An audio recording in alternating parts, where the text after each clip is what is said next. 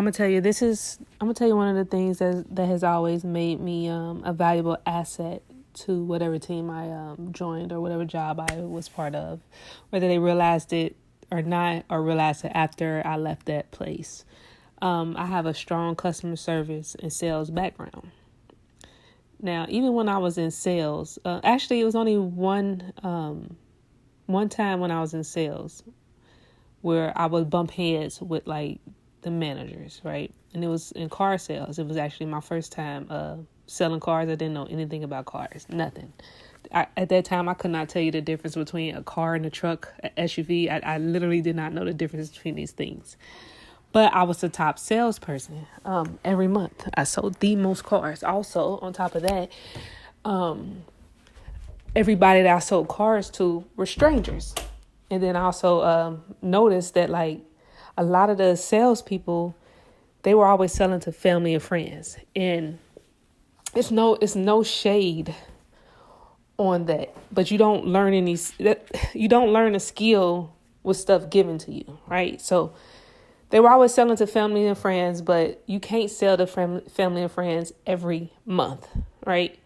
So if you lack the skill of sales, customer service, talking to people, you're going to suffer because you don't know, you can't, like, there's no way you're going to have the same person in your family buy a car this month and next month unless they just balling like that, right? So on a reality level, that's why they suffered. So when I was a salesperson, I never sold to friends and family. Everybody I sold to was a stranger to me. I've sold to people that never stepped foot into the dealership.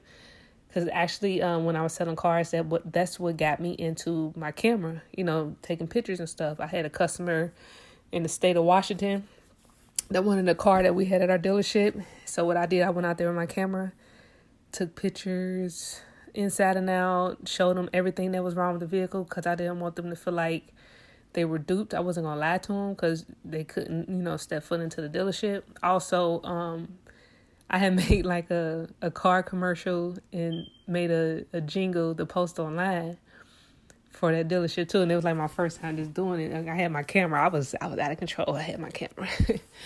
But anyways, the things that I was doing ended up getting me promoted into like a internet sales manager position within a month.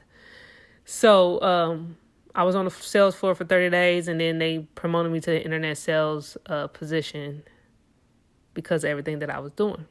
But anyways, back to my sales skills. Like, as a car salesman, I figure you depend on return sales, or word of mouth sales, So if you lie to your customers, and they feel like you lied to them or they duped you, are they going to come back to you? No, I'm not. I'm thinking of me. If I ever, like, for instance, if I called your dealership and I said, if you had a specific car here and they tell me, yeah, and then when I get there, it's not there and I feel like you lied to me, I'm going to leave. So you just wasting my time. You wasting my gas. You don't care because you lied to me. And I know they don't care because they wouldn't have done it. I'm not coming back. You know what I mean?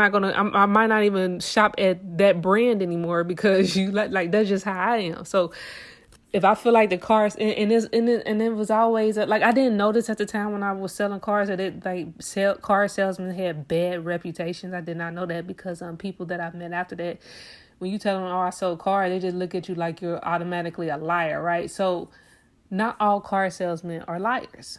Majority of them probably are because that's what's taught to them by the people that was there before them. And that's one of the reasons why I probably bumped heads with my sales manager. So I sold the most cars every month. And it was this tactic that they would do. They would have like we had another guy on the sales floor. I would say he's a weaker person. Like, if you were a bully, you would target this guy. So some men probably looked at him as a weak individual. So what he couldn't like get the sale, get the customer to stay or whatever. They would force him to say certain things and do certain things, and then they'd come out and save the day when he was just doing what they told him to do. So ultimately it made him look like the bad guy to the customer, and the customer looking at the sales manager and like, oh, okay, you're better. I don't want to talk to that guy. Mad at him, but he was just doing what they told him to do. Because they was making him force certain things or say certain things, and then they come in like they had no idea what he was doing, what he was saying, you know? But I would never do that. I would literally I was like the middleman for my customer and for the sales manager. I wouldn't let them use me like that. And they kind of got pissed about that. But I didn't care because I was the top salesperson, you know what I mean? And I had a rapport with my customers, and my customers would come back to me. So I'm not about to screw my customer off because you're used to doing this shady stuff and you want to make the sale. I'm making the sale. Like, I know I through me talking to people, regardless of what I'm selling, I knew if they're ready to buy now, or if they're going to come back, or if they're just looking. Those are 3 things that I had to figure out within the first minute of talking to somebody. I understood if they was they were ready to buy today, or they was going to buy, they're going to come back, or they just looking. Those are the 3 things that I identified. For the just looking ones, I would just be like, okay, I will let them just look. You know what I mean? I'm not about to keep harassing you and following you around because I already know they're not going to buy. For the ones that was ready to buy, like I never bought them anybody that was not ready to buy. I just knew, you know, just from talking, like I just knew. Now my first sales experience was when I sold fine china. So during the day, I was selling fine china to rich people. Like, I couldn't believe the amount of money people was spending on these plates. I'm just like, it's ridiculous. They're just like regular plates to me, but whatever. Like, these people spend all this money on these plates. And then at nighttime, I used to unload trucks. And back then, the type of trailers that I would unload, they would be like 53-foot trailers or 28-foot trailers with the drop. I call them the belly. I guess they got them as pubs now, whatever. But, you know, and packages ranging anywhere from, 5 pounds up to 100 pounds. You know, they'd be in these trucks, weird shaped things, long things, whatever. And, I was one of the top unloaders, and that's how I stayed in shape back then. Like I was cut up. Like this is really before I went into the military. But my sales experience started with selling fine china. And then my work ethic was with me unloading the truck. So I was doing both at the same time. Had both my kids, my older 2 at the time. So I'm a single mom. I'm working 2 jobs. Sometimes I, at that time, I was still doing hair. So I had three sources of income coming in at that time. So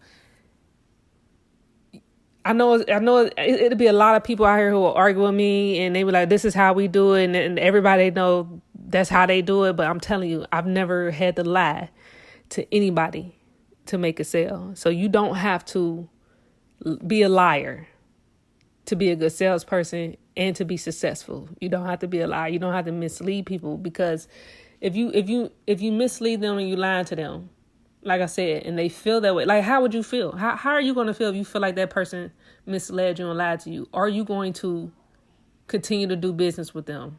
If you don't come back and try to get your money back or a refund, you're not coming back to them. You probably won't even come back to that establishment. So you have in the words of sales, you have 2 different type of peoples in this world. You have the ones that lie and will mislead, and then you have the ones that won't. Which ones are you going to do business with? Which one do you prefer doing business with? You have to think about that.